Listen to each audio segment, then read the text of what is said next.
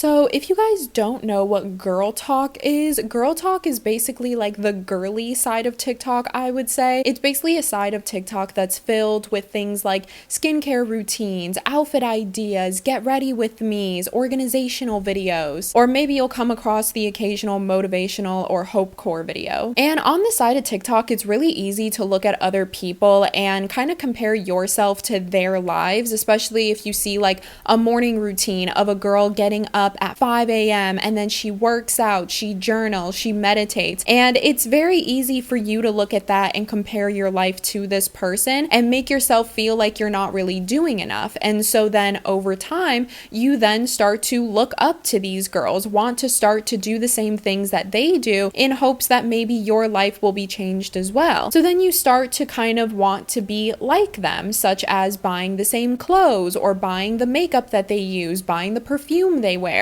And you do these things because it's coming from a person that you really inspire to be and someone who, you know, you think of in your day-to-day life whenever you're trying to accomplish things. And this is actually the same type of content that Kathy Vu made, who was a 22-year-old influencer, and she did videos like this. She would do little home tours and organizational videos. She would also do very like wholesome content of just her making jewelry and doing her nails. And to me, Kathy kind of has this Pilates princess vibe, if you know what I mean. Like her whole entire world is just pink and she loves Hello Kitty. And she would also do like motivational content too, like letting women know about their worth. It's okay to be independent, but don't make that the main reason why someone should date you. When I navigated dating before I met my boyfriend, I literally used to think that I had to prove to the people that I dated that I didn't need much from them. Oh, I make my own money, I have my own car, my own apartment, I pay my own bills.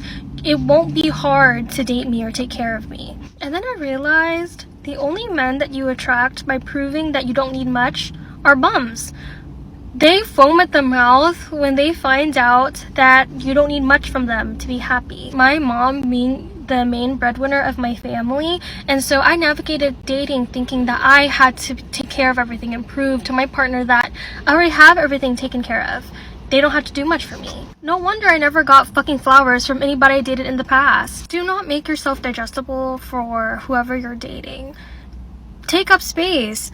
Be as irritating as you want to be, because I do not want to go through relationships dumbing myself down to make myself convenient for others anymore. And although being like a social media creator was kind of like her main job, she also had a second job, and that job was a corporate job for an alcohol promotion company. So when you have a specific alcohol and you want to promote it, you usually give it to alcohol promotion companies. So what they do is that they will take your alcohol and they'll go out to like clubs and they'll hand out free shots, they'll go to bars and promote your drink. And that is basically a way for like new flavors and new alcohols to gain more traction to their brand. And this is exactly what Kathy would do. So she would go out to like clubs and bars, just basically giving free shots to everyone. And she would also have like her own little section. So she would give out like goodie bags to people. And at the time, Kathy also had a boyfriend. And although she never showed his face or said his name, she just claimed that the reason why she never did that was because he didn't really want to be on camera. A lot of her videos about her boyfriend were very, very positive, basically hyping him up the entire time. There were videos where she would show off gifts that he had given her. She would also talk about how her boyfriend has completely raised her standards and absolutely loves her.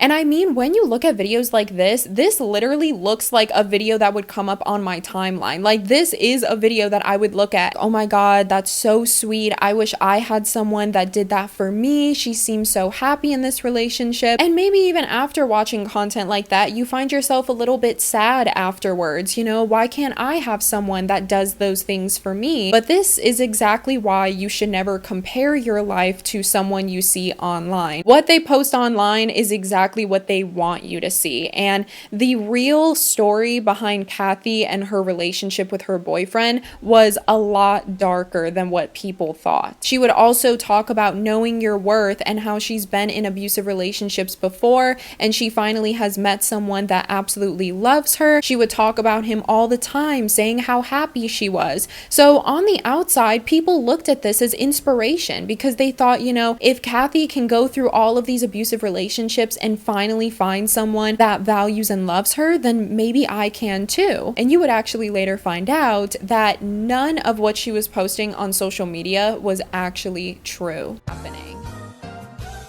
Hello everyone, it's still me, just thanking the sponsor of today's episode, IQBAR. Specifically, IQBAR's delicious coffee, IQ Joe. IQ Joe is an instant mushroom coffee from IQBAR with both flavors that's loaded with functional brain nutrients and 200 milligrams of caffeine for jitter-free energy. From classic black coffee to toasted hazelnut and vanilla spice, IQ Joe offers coffee shop flavors without the extra sugar. It's free from gluten, sugar, soy, and GMOs. It's even certified vegan and kosher. With over 25,000 five-star reviews and counting, more people than ever are starting their days on the right foot with IQBAR's brain and body boosting bars, hydration mixes, and mushroom coffees. I'm pretty serious about my coffee because I feel like I have a very specific taste. I feel like I don't really like my coffee too sweet, but I don't like it too bitter. So when IQ Joe sent me some of their products to try, I was skeptical, but I absolutely love it. I feel like I definitely notice a lot more of a difference with my motivation and my drive throughout the day. And right now, IQBAR is offering our special podcast listeners 20% off all IQBAR products plus free shipping. To get your 20% off, text behind to 64,000. Text behind to 64,000. That's behind, BEHIND to 64,000. Message and data rates may apply. 22-year-old Kathy Vu was born and raised in Houston, Texas to her parents and her younger siblings, and she was actually the oldest of all of her siblings. She grew up in a very strict Catholic family, and growing up, her family didn't really have much money, so they were constantly moving around from place to place. And as a kid, Kathy would say that this actually motivated her because her parents were also immigrants, so that would make her a first-gen immigrant child. And so because of that, she really wanted to do the best for her family. She loved to do hard work. She loved to work hard for all of the things that she had, and one day she hoped to get enough money in order to support her whole family. And after high school, she actually did end up going to college, but only for a little bit until she got really big into influencing. Now, I'm not sure how many followers she had at the time because as of right now, her account is deleted, but I'm pretty sure at the time she had close to 400 and 500,000 followers. But then over time, when she started to gain more and more traction to her social media, she ended up getting a lot of money from influencing, and not just from all of these apps that she was posting on, but from all of these brands that were sending her different products. So eventually she dropped out of college to pursue influencing full-time. She started her TikTok page back in 2020, and it was also around the time where she worked at a corporate job, and I don't believe it was the corporate job at the alcohol promotion company. I'm pretty sure that came on later on because at the time of the crime she was 22, and I'm assuming you have to be 21 in order to do those things. So at the time she was working a corporate job, it just wasn't in the alcohol business. And in the beginning of her TikTok career, it was very wholesome. Most of the time she kind of just did no face videos. So she would do videos of her making jewelry. She would even do things like going squishmallow hunting and showing everybody what the latest squishmallows were. And then later on, when Kathy went from no face videos to face videos, a lot of people started to notice that she is very gorgeous, and so that's what made people want to follow her even more. She seemed like the type of person that every day she woke up, she worked out, she made food from home, she owned her own business, she had her corporate job, she was an influencer, so she had like all these different streams of income. She also lived in an apartment in downtown Houston, Texas, all by herself. So on the outside, this seemed like a girl that you should look up to, someone who is self-made and someone who has gotten and everything just through hard work. But all of this content started to slowly change when Kathy got a boyfriend, because once she got a boyfriend, she kind of soft launched him. She never really showed his face or said his name, but she only spoke highly of him, and she would speak about her boyfriend all the time. It's like her content that she would usually do of like motivational, living by yourself, all of that just really didn't happen anymore, and it was more always centered around her boyfriend. And there was this one really odd TikTok that I came across where she's literally just doing a video showing off a MacBook that her boyfriend had given her, which I don't mind. Like, if your boyfriend gets you a sweet gift, you can show it off. Like, that's cute. I think that's cute. But the video just feels odd because it's not like it's an unboxing video or anything. She's literally just like saying how her boyfriend got her a MacBook, shows the bag, and then just ends the video. One thing that's really sweet about my boyfriend is that he thinks that he's a bad gifter, so he always overcompensates his gifting and actually gets me really good things. He saw my raggedy ass 8-year-old MacBook and replaced it for me. This is my birthday present. I'm so grateful.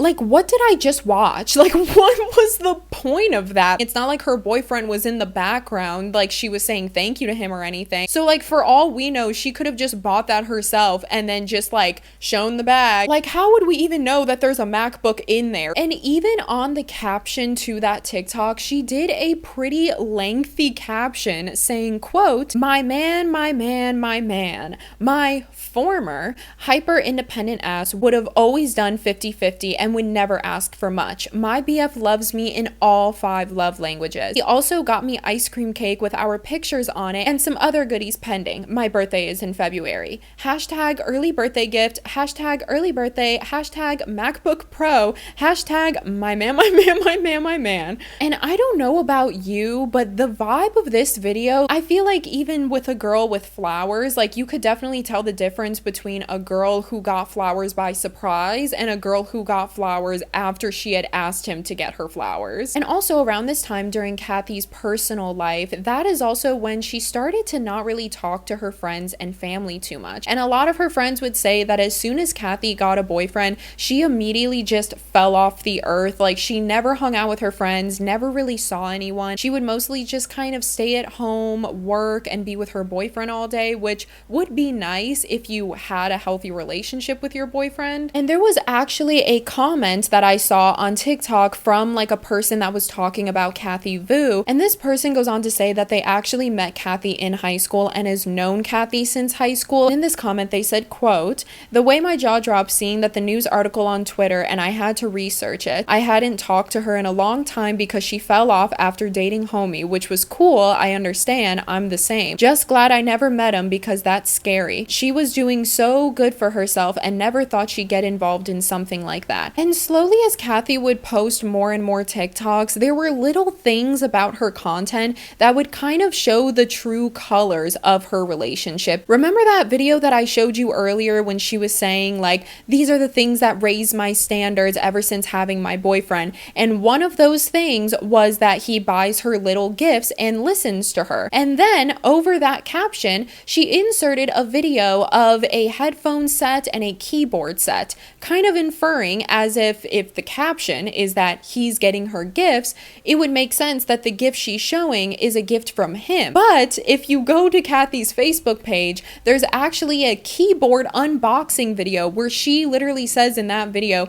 that she bought it herself. Yesterday we unboxed the Logitech G735 headphones, and they were so cute that I had to go back and buy the matching keyboard. Ever since Logitech announced this collection, the Aurora collection, I've been so obsessed. So that was just straight up a lie. If her relationship was so perfect and if he really was spoiling her with all of these things, then why would she feel the need to insert a clip of something that she bought herself? But regardless of all of these little things, on the outside, for the majority, Kathy seemed to be in a happy, healthy relationship. She worked multiple jobs. She was kind of this it girl online. A lot of people looked up to her. And so it would come to a great shock when randomly one day day in 2023, Kathy Vu's mugshot was posted onto TikTok and was circulating around her followers. This person that they looked up to on social media, this person who was like a Pilates princess, always wore pink Lululemons and workout clothes, all of a sudden is being charged with a double homicide that she helped her boyfriend clean up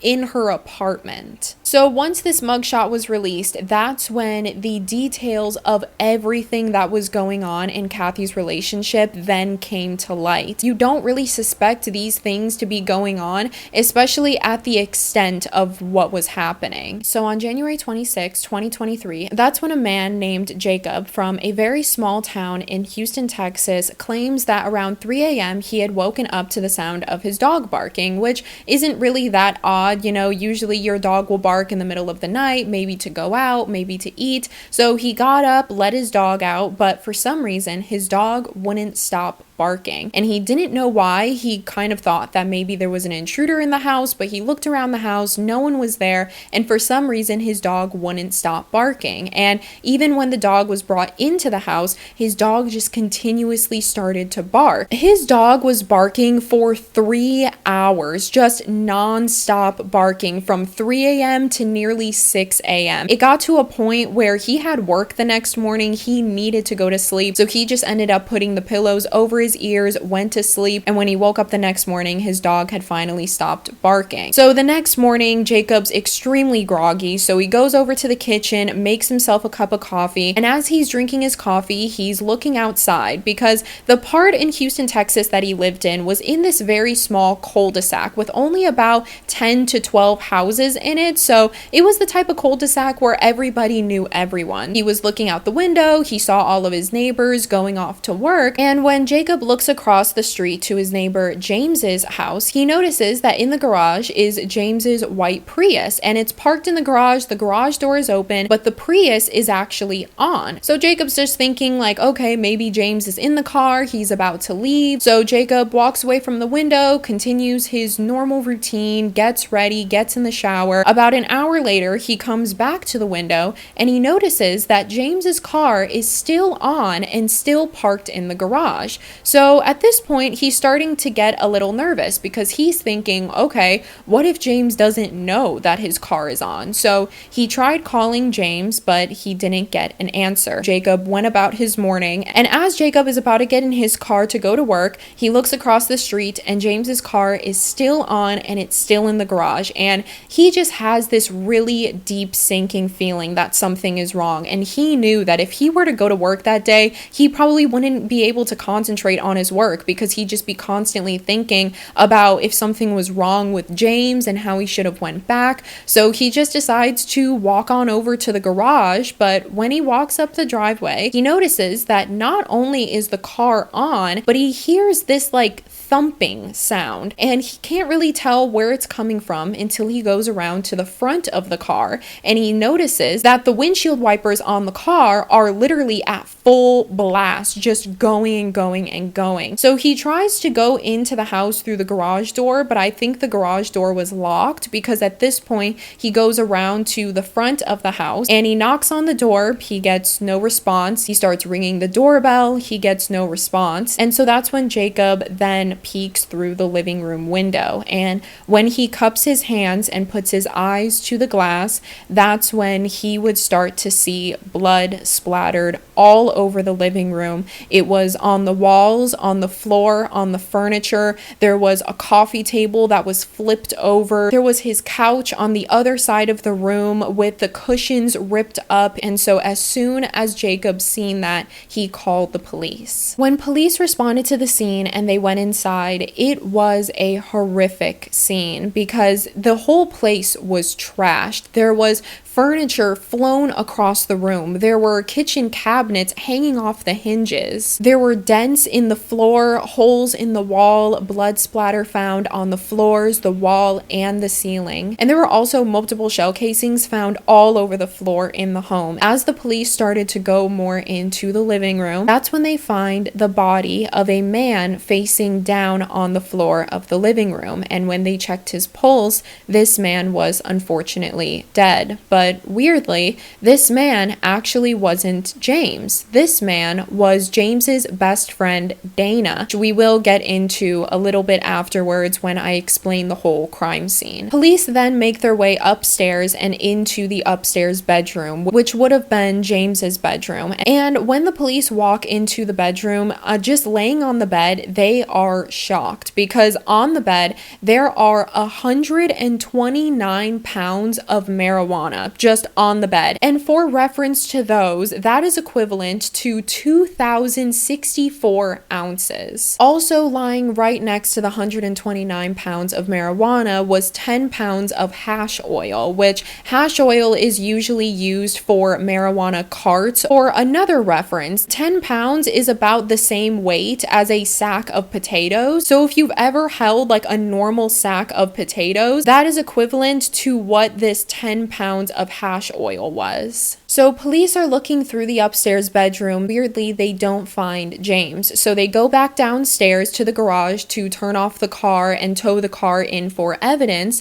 And in the garage was a freezer. And when they opened up the freezer, they ended up finding $35,000 all in cash. So going back to James's best friend, Dana. Dana was 35 years old and seemed to have been shot to death. And Dana and James were actually longtime best friends because James was originally from Oregon and that's where Dana lived. But James had actually moved to Houston not too long ago because he wanted to really focus on starting a family and being a husband and being a father. At this point, James also had like nieces and nephews of his own. So, you know, having a nephew and having a niece can sometimes make you want to have your own children. So even though James lived in Houston and Dana lived in Oregon, Dana would often go down to Houston just to hang out and be with James. And the main reason why James moved to Houston was to start a family and become a father, but he also kind of wanted to step away from the weed business because back in Oregon, him and Dana actually had their own grow farm, which by the way is completely legal in Oregon. It's completely legal to grow or sell with the right permits, of course. But back in Oregon, him and Dana shared a grow farm, and even Dana himself had his own cannabis company called LTRMN, which was basically a cannabis company, and he would grow his own product and he would sell that product to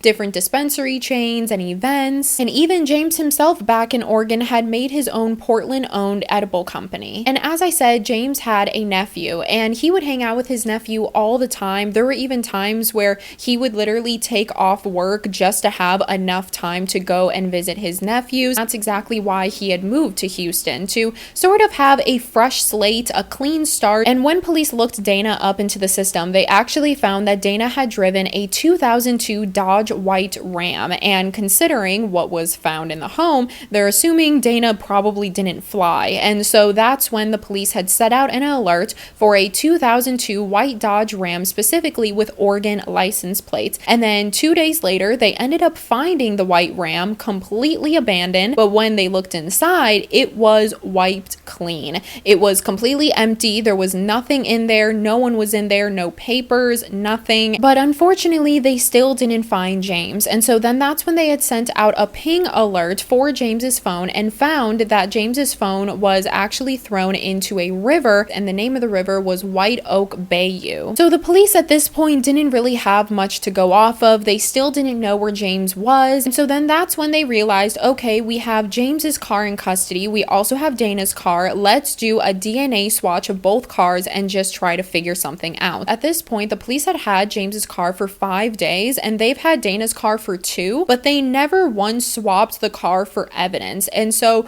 when the police walk up to the cars, that's when they start smelling a very strong scent, and it was specifically coming from the trunk of James's car. So when the police opened up the trunk of the car, that is when they would find James's decaying body lying there. At this point, for 5 days, his body has been in there, and I'm assuming they didn't do any DNA swatches or any evidence, which is just so crazy. And like, this is a big point in the case where a lot of people were getting angry with the police, because it is required for you to search vehicles and cars, especially during a murder investigation. You don't just take the car to evidence and then like figure it out along the way. Usually you take pictures of everything at the crime scene the day of the crime scene. scene. They had to have been in the car at some point because the car was running and the windshield wipers were on. So they at some point had to have gotten in the car, turn off the car to turn off the windshield wipers. But unfortunately, the police didn't do any of that because for the past 5 days, there was a huge manhunt for James when in reality, the entire time, James had been sitting there in his own trunk. And when the police had found him, they had found him tied at both his arms and his legs. They also found duct tape all over his face and he seemed to be badly beaten. And when the police brought in James's body for autopsy, they found that his cause of death was a gunshot wound. And so it was suspected that James was probably tortured before he had gotten shot. So when police go back and try to interview neighbors, because as I said, this was a very, very small cul-de-sac. Everybody knew everybody, but when they questioned the neighbors, they weirdly said that they didn't hear any gunshots. The only thing that they really got was from Jacob, the one who called the police, saying that his dog was non-stop barking all night long. And also, a lot of the neighbors did claim that they did see Dana's truck parked in front of James's house the day of the police going there, but no one had seen the car drive away. It was like they looked outside, the truck was out there, and then they looked away for a little while, went back, and the car was gone. Like nobody had seen who got in the car and drove off. So that's when the police decide to start backtracking and figure out how James had gotten his Prius into the garage to begin with, because that was probably the last time that James would have been alive. So they go through traffic cameras, highway cameras, ring cameras, whatever they have, and they're able to track James's white Prius all the way through Houston, Texas, stopping at an apartment in downtown Houston. And this address of the apartment that James was going to was actually the same address of Kathy Vu's apartment in downtown Houston. But weirdly, on camera, the police can see that someone opens up the garage door, specifically Kathy's garage door, and in goes, the white Prius with James inside. But in the garage wasn't Kathy. It was actually her boyfriend, which at this point he wasn't named, but his real name is actually Polly Fawn. Polly opens up the garage door, James comes in, the garage door closes, and that is pretty much the last time we ever see James. But Polly in the garage wasn't alone. He actually had a friend with him, and his friend was named Jaden Wen. And about 30 minutes later, that's when on camera you see that the garage door has opened up, out comes the white Prius, and then that's when the white Prius drives all the way back to James's house, parks in the garage with the car still running and the garage door open. So they're assuming that whoever was in that car afterwards was the one who drove the car and probably drove off in Dana's truck. And even though Kathy lived in an apartment building, her car wasn't really in a parking garage, because there's actually some apartments that will give you individual garages, like to yourself, you'll have a key to open it. I've seen apartments where the whole first floor of the apartment building is just garages, like doors to your specific garage, and then when you go upstairs, it's the actual apartment building where people are living. I'm assuming this was probably the same setup for Kathy's apartment, and we don't really know what happens during this 30-minute time frame, because again, when the car was brought back to James's house, James was in the trunk, and so driving this car was Polly, and in the passenger was Jaden, and they brought the car to James's house. They went inside with the car running, and I'm assuming they left the car running because they didn't really plan on staying long until about an hour later. That's when Dana goes up to the door and knocks and lets himself in. Dana was just visiting. He didn't know what was going on. He didn't know that James was in trouble. He just showed up to the house because he had a key and he wanted to see his best friend. Unfortunately, when Dana had walked through the door, there was a massive struggle between Dana and the two boys until eventually one of them had shot Dana dead in the living room. After killing Dana, Polly and Jaden are freaking out because at this point they had killed James and he's currently in the trunk. They had just killed a random man that they don't even know, so they decide to take this man's car, Dana's car, and just drive it and abandon the car and escape, and that's exactly what they do. In the home, the police didn't really think that maybe this was a robbery gone wrong or a drug deal gone wrong because everything was already there. It kind of seemed like someone was in preparation to take all of it, but then got interrupted and then just bolted. And so that's when a week later, police then arrive at Kathy Kathy Vu's apartment, considering this was the apartment that James was last seen alive. So they go into her apartment, they look around, and they end up finding a grocery store receipt. And on this receipt, she had purchased things like bleach, hydrogen peroxide, trash bags, and iodine sanitizer. And all of these cleaning products would eventually be found in the trunk of Kathy's car. Once the police found that receipt, that's when they were also able to obtain a search warrant for Kathy's phone. And on Kathy's phone would reveal so much about specifically her involvement and her connection in the crime. Police don't know where Polly and Jaden are, they just know where Kathy is, so they're trying to use Kathy to get to Polly and Jaden. So they go through Kathy's phone, and on her phone, they actually find a note that was made on the day of James's murder, and it was basically a grocery store list of all of the things that she needed to purchase. And on this list were things like bleach, towels, iodine, and peroxide. There were also multiple text message threads found between Polly and Kathy on the day of the crime. There were also 6 FaceTime calls that were made from Kathy within a 25-minute span, and it was suspected that on those FaceTime calls, she was literally just reminding Polly to make sure to close the garage door when he left. And then she kept on calling him and asking, did you close the garage door? Did you close the garage door? On security camera, the police saw this white Prius pull out.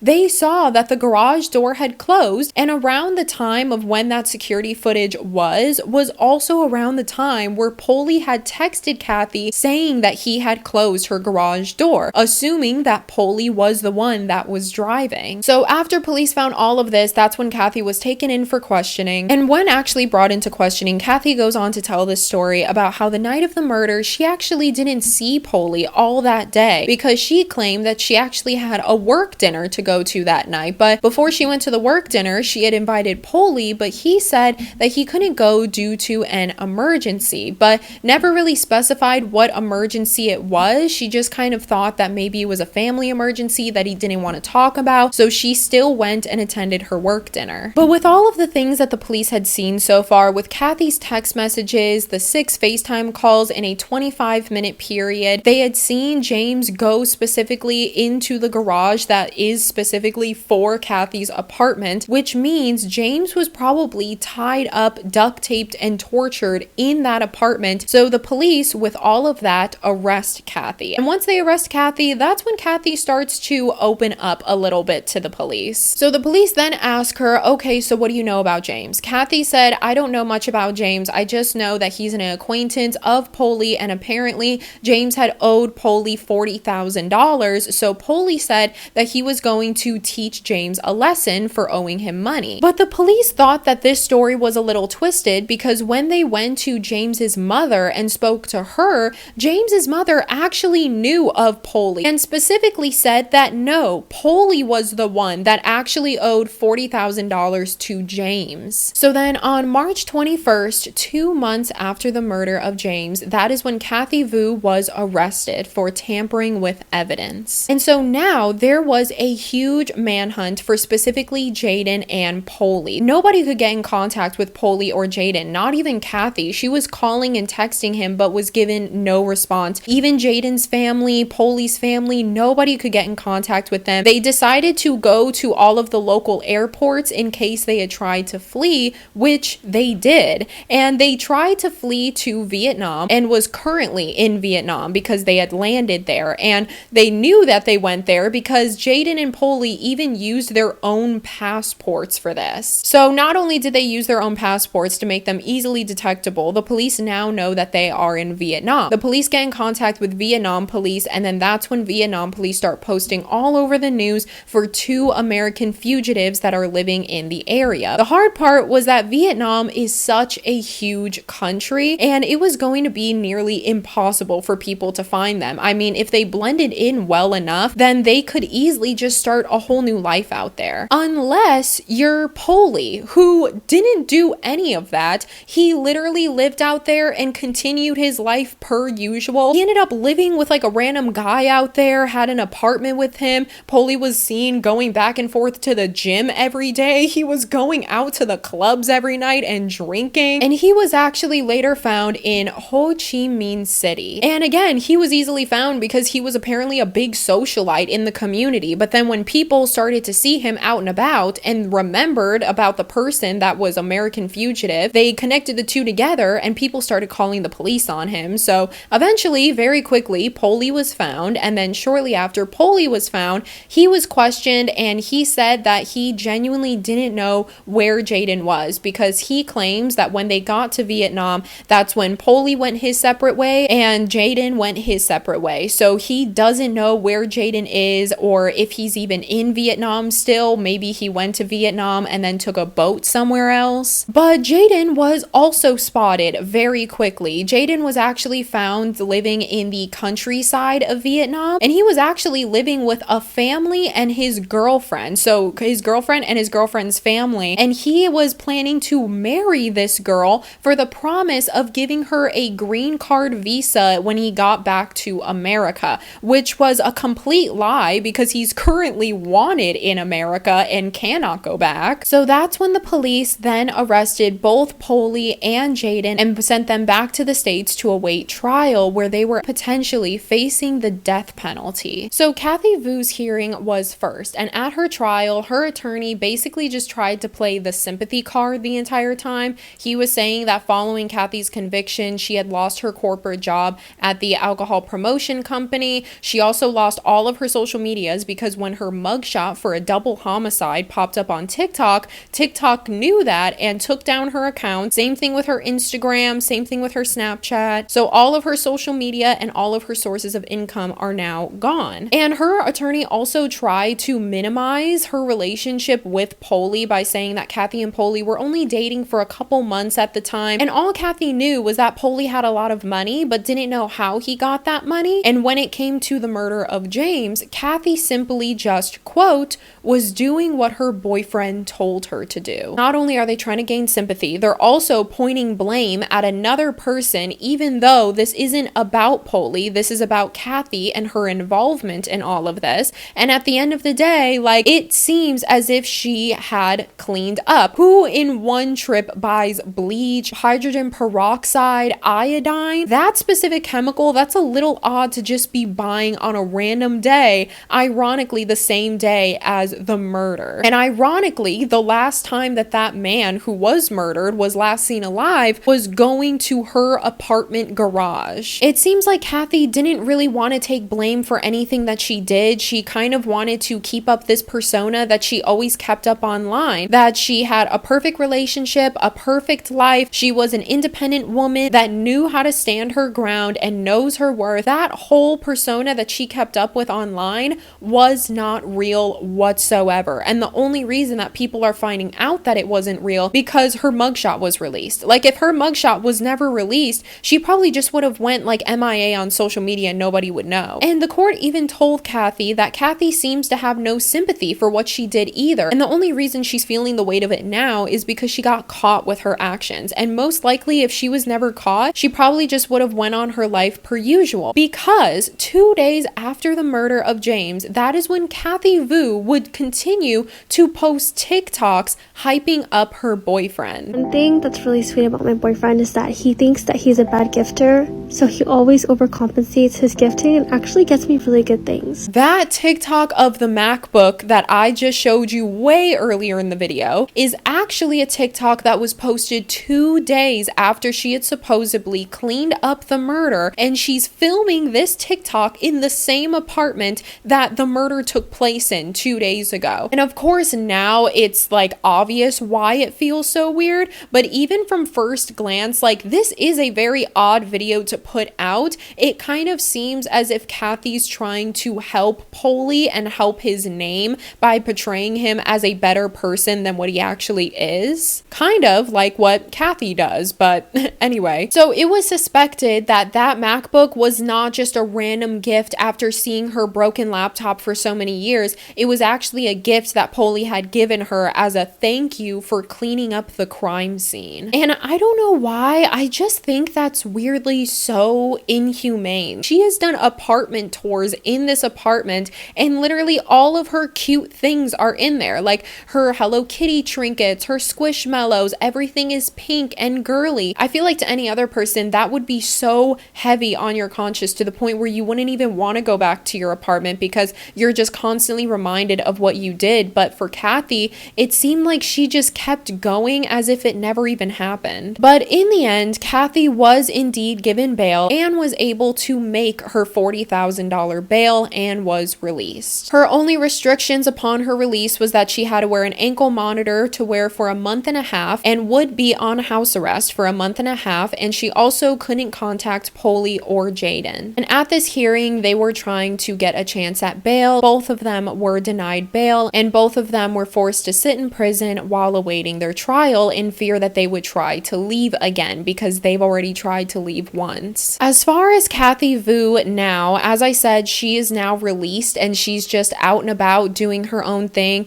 As far as her social medias, as I said, her TikTok was taken down, Instagram taken down, pretty much everything by her was taken down. And as far as her OF page, she was last active on her OF page in June of 2023. So even after she got arrested for these murders, and even like during that time in June, Polly and Jaden were still on the run. So she didn't know where Polly and Jaden were, and she was still just like filming OF content in the same apartment that a murder had occurred, and she was just like doing OF content in there. Like, again, like I just don't understand how someone could be so nonchalant about something so horrific. Your home is supposed to be a safe space for you. It's supposed to be a place where you can like be yourself, do whatever you want, walk around. I don't understand how you could still see that as like a safe space and a warm place to go to after knowing what had happened in there. She was doing painting videos and videos of her doing her nails. She was still posting videos of her cat. And she even attended her sister's wedding a month after she was arrested and then released to wait for her like hearing to get bail. There were also some people saying that Kathy Vu, the only social media that hasn't been blocked is her Pinterest.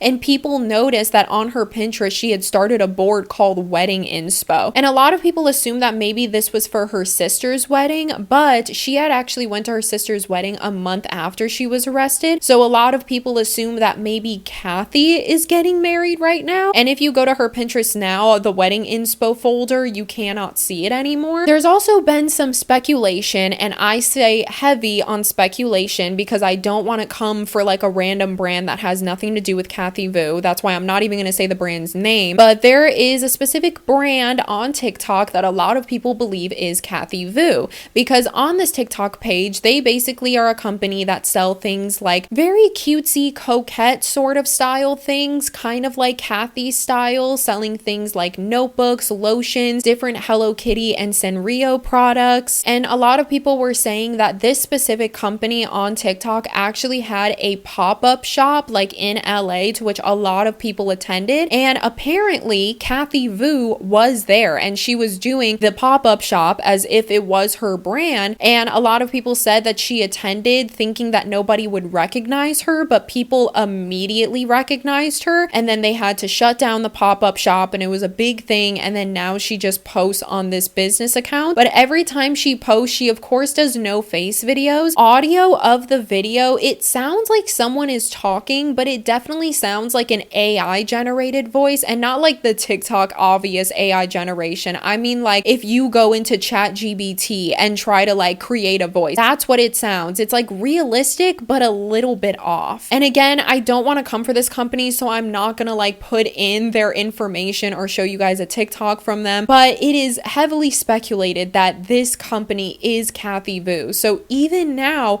she still seems to not really care about what she did and still trying to do social media. But yeah, that is the end of today's case. I hope you guys found this case interesting, and if you did, make sure to give it a thumbs up and subscribe. This case from beginning to end is just so heartbreaking, and even now Polly and Jaden are still awaiting trial, and I haven't really found any updates about about when their trial will be. But as a result of Polly, Jaden, and Kathy's actions, 2 people lost their lives, James and Dana. James and Dana were literally just best friends from Oregon. They had their own business together. And then towards the middle of James's life, right when he was starting to really live his life, when he had met his nieces and his nephews and found a very big sense of love and want to have a family and a wife, he wanted to have a fresh slate. He wanted to turn his life around, and it's unfortunate that he just never really got the opportunity to. And as for Dana, he was simply just at the wrong place at the wrong time. Dana didn't know that Polly and Jaden were going to be there. He probably just went there to go visit his friend and was just met with Polly and Jaden there. Jaden and Polly are currently facing potentially the death penalty, and a lot of people think that's a little bit too harsh because they are very young and they think a life sentence would make a lot more sense, whereas a lot of people think that the death penalty isn't crazy because since they had run off to Vietnam, what's stopping them from trying to escape jail or trying to get connects from the outside in order to escape prison? But those are just my thoughts. I would love to hear your guys' thoughts as well in the comments below. And yeah, that is all from me. I hope you guys have a wonderful rest of your day today. And as always, I love you, I love you, I love you, and I will see you guys next week. Bye!